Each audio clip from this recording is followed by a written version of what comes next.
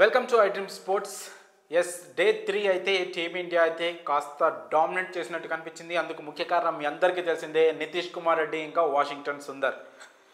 ఈ India versus Australia మధ్య 4th test Melbourne వేదికగా జరుగుతుంది. ఇందులో డే 3లో అసలు ఏం జరిగింది, నితీష్ కుమార్ రెడ్డి ఎలా అద్భుతంగా బ్యాటింగ్ చేయగలిగాడు, అలాగే వాషింగ్టన్ సుందర్ ఎలాంటి సపోర్ట్ అందించాడు, వీళ్ళిద్దరు కలిసి మ్యాచ్ స్వరూపాన్ని ఎలా మార్చేశారనే విషయాన్ని ఇప్పుడు మనం మాట్లాడి తెలుసుకుందాం.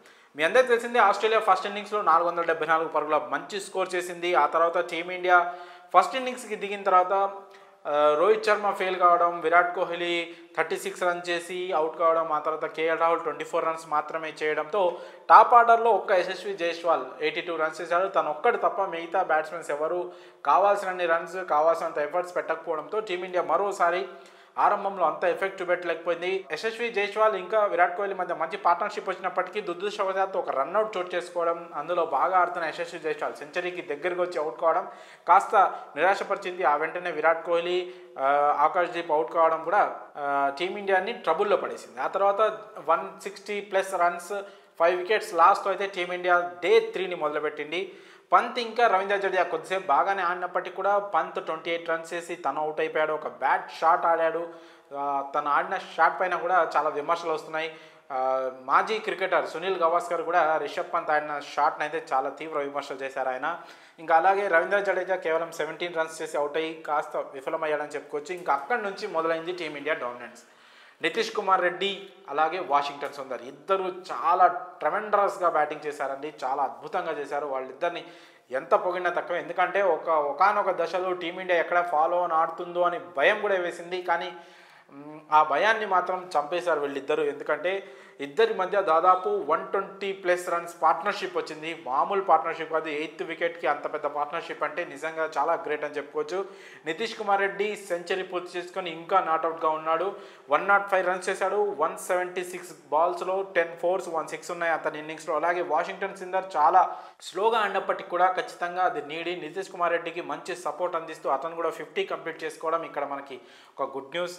ఇంకా మిగతా బుమ్రా సరే అవుట్ అయిపోయాడు. వాషింగ్టన్ సుందర్ అవుట్ అయిన క్రమంలో నితీష్ కుమార్ రెడ్డి సెంచరీకి దగ్గరగా ఉన్నాడు.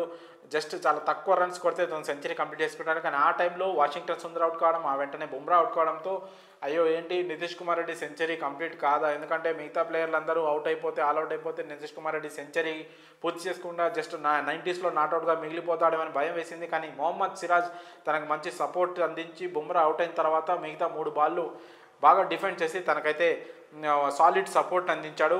పైగా ఇందులో మరొక ముఖ్యమైన విషయం ఏంటంటే టీమిండియా డే 3లో ఇంకా ఆల్అవుట్ కాలేదు. 9 వికెట్స్ లాస్తో 358 పరుగులు చేసింది.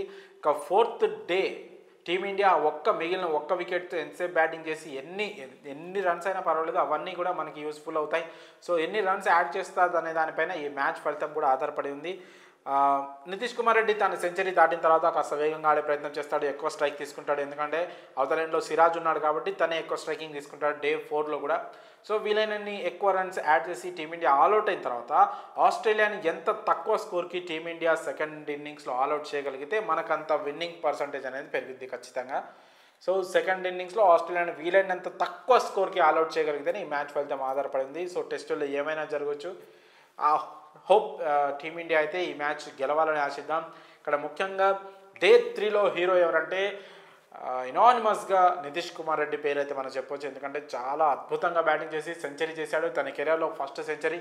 తన కేవలం ఇప్పుడు 21 ఏళ్ళు మాత్రమే. సో ఇండియా ఫ్యూచర్ తనే అని కనిపిస్తున్నాడు. ఎందుకంటే ప్రస్తుతం విరాట్ కోహ్లీ, రోహిత్ శర్మ కెరీర్ ఎండ్కి వచ్చినట్లు కనిపిస్తున్న టైంలో మనకు ఒక దీపంలాగా కనిపిస్తున్న కుర్రాడైతే నితీష్ కుమార్ రెడ్డి పేరు చెప్పుకోవచ్చు. సో అతన్ని ఇంత అద్భుతంగా ఆడుతున్నాడు కాబట్టి టాప్ ఆర్డర్ కూడా ప్రమోట్ చేసే అవకాశం ఉంది.